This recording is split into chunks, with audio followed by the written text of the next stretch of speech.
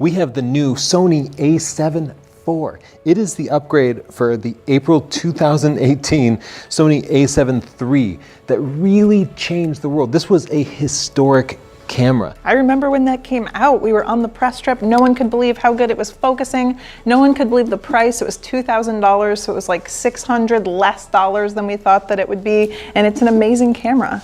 So many people switched from Canon and Nikon DSLRs to the Sony mirrorless system, and that's really what propelled Sony to being the #1 mirrorless camera company. And they finally updated it. We're gonna put it up against the A7 III with wildlife, portraits, focusing, and compare some of the new features that it has, like some new buttons, the new price point, and some other things too. If you want to see us compare it to the Canon R6 and some other cameras, subscribe, because we have those videos coming up soon. Sony has really improved the controls on it, so let's talk about that. You have a flip screen. Yeah, you just have a tilty screen, which is inferior. Mine is a fully articulating flip screen, but what I'm even more excited about, Tony, is some of these locking buttons. So you have an exposure compensation dial, which... It always gets hit accidentally. I like it, but it does get hit. This one has a lock on it, and it's reprogrammable, so it doesn't have the numbers of the exposure compensation dial, and that's because you can assign different functions to this button. The new Sony A74 has the record button on the front here, so it's accessible to people vlogging and filming themselves. There's also a separate dial that switches between still and video and slow motion, S and Q mode, and that allows you to switch into aperture priority, shutter priority, program mode. On the old A7 III, you had one video mode, and then changing modes required you to go into the menu system. Speaking of the menu system, they also updated the menu system, which I'm so happy about. It's easier, it's more intuitive, there's a touch screen, and it seems overall better, but we'll get more into that later. You want to start by taking some portraits? Sure, I think we need lenses. Yeah, people are mad about this. This is the older Sony A7 III with the new Sony 7200 f2.8 GM Mark II. I'm going to take some portraits and see how it does with eye detect. It does have human eye detect as well as animal eye detect, but you know, it's a little slow, and sometimes it focuses right on her nose instead of her eye. Let's see if the new camera does any better.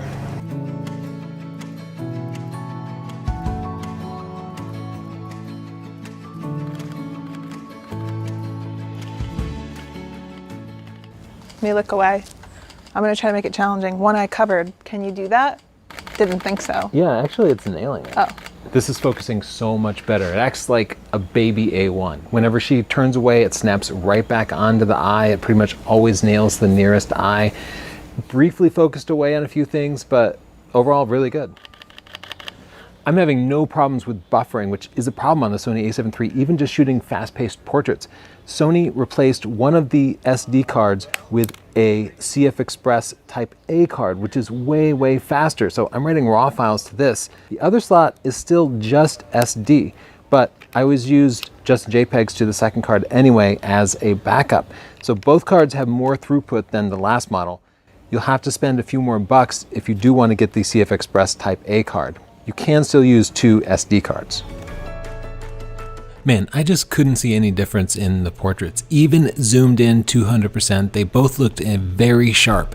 Now, the old Sony A7 III did seem to render skin tones with a little bit more green, and the A7 IV shifted them a little bit more towards magenta. I think the skin tones on the A7 IV look a little bit better, but I wouldn't bother upgrading for this. On the old A7 III, you literally can't touch the menus. You have to navigate everything with a stick. The A7 IV does have a touch menu, which is nice, and you can turn that off, I learned, from hitting the little trash button, which I accidentally did, so be careful about that. It's also nice because you can bring up your menu from your function button, and let's say you want to change your exposure compensation, you just touch it. This is looking a little more like the Canon menu system, and I have to say, I really appreciate the updates. Good job, Sony. You take constructive criticism well. You want to test tracking?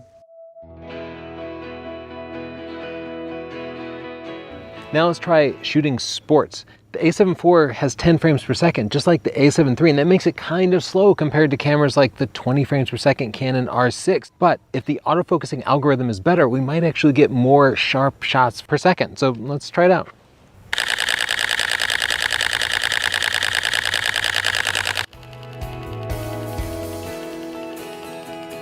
Both cameras have 10 frames per second, and indeed the Sony A7 III and A7 IV both took about the same number of shots across 2 runs, but they didn't get the same number of shots sharp. The Sony A7 IV got 40% more sharp shots thanks to its vastly improved autofocus system, so you can see if you're an action shooter, the A7 IV is worth the upgrade.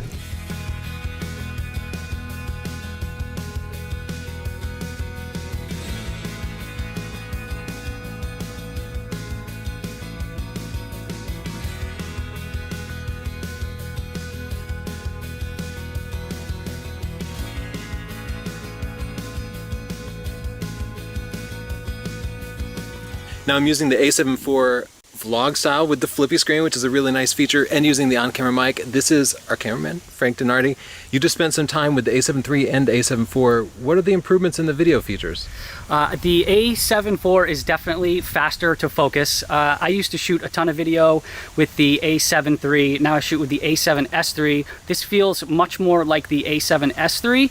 I shot at f11 and I would put it in between flowers that were like right in front of me, and then I would bring it back. It would come into focus very nicely. I put it in the expandable flexible spot, put it at f2.8. I would focus on something far away and then focus on something closer. It came right into focus. It feels very snappy, and it was very much improved over the A7 III. Thank you, Frank. You're welcome. We're planning an entirely separate review of the A7 IV as a vlogging camera, so subscribe to see that. In the meantime, here's Chelsea walking towards the camera with autofocus tracking.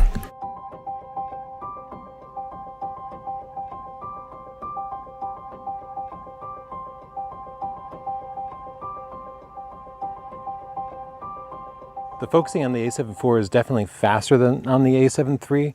It also does a good job of sticking to the subject, whereas the A7 III will wander off to random unrelated things. The A7 IV tends to really lock on, almost like a baby A1. I never recommended the A7 III for wildlife, but the A7 IV is great.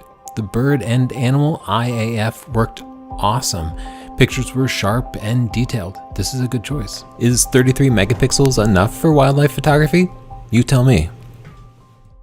With our 600mm f4 and teleconverter, we could see a pretty substantial difference in resolution. The Sony A7 IV's 33 megapixels was noticeably sharper.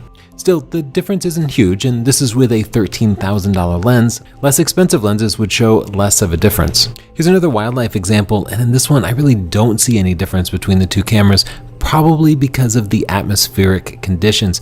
The farther you are from the subject, the more the atmosphere just kills your sharpness, making megapixels not even matter. So upgrading to the A7 IV is certainly worth it when you can get close and use a high quality lens. We took the A7 IV to Martha's Vineyard to test it for travel and landscapes, and it performed flawlessly. The battery life lasted forever, the body was small and light, it was fun to use. It's the perfect travel camera. Squinting at these pictures at 400%, I really can't see any difference in image quality. I kind of expected sharper images from the new A7 IV. Subscribe to see our full review of the raw image quality versus the A7 III, Canon R6, and other competitors. And now our sensor stabilization test performed handheld with the Sony 55mm f1.8. We found that the Sony A7 III was pretty reliable at about 3 stops below the reciprocal roll. It advertises 5 stops of sensor stabilization. We found that the Sony A7 IV was about a stop worse. Even though Sony advertises it as having improved sensor stabilization, we couldn't validate that. Thus, handheld low light, the Sony A7 III seems like the better buy. What do you think? Should people upgrade from the A7 III to the A7 IV? I think that if they're going to benefit from the improved autofocus and if they would appreciate the tilt screen, the extra megapixels, then yeah, they should go for it. I think sports and wildlife, no doubt, totally worth the upgrade. For portraits, unless you're having a specific problem that the A7 IV would solve, you probably don't need to upgrade. And same advice for people buying a new camera. If the extra megapixels aren't going to benefit you, if you aren't doing focused tracking of moving subjects, the A7 III is still a really great camera. And in fact, you can pick one up used for a pretty good price. But the A7 IV, really, really impressive. Right up there with the Canon R6. And I would not hesitate to recommend it for hybrid shooters, wedding photographers, professional portrait shooters, sports shooters, and people who do a little bit of everything. It's like a great general purpose camera. Again, we're going to be putting it up against the R6, so stay tuned and subscribe if you want to see that follow-up video. But so far, I think we're deciding that this is a great camera. So thank you. Thanks.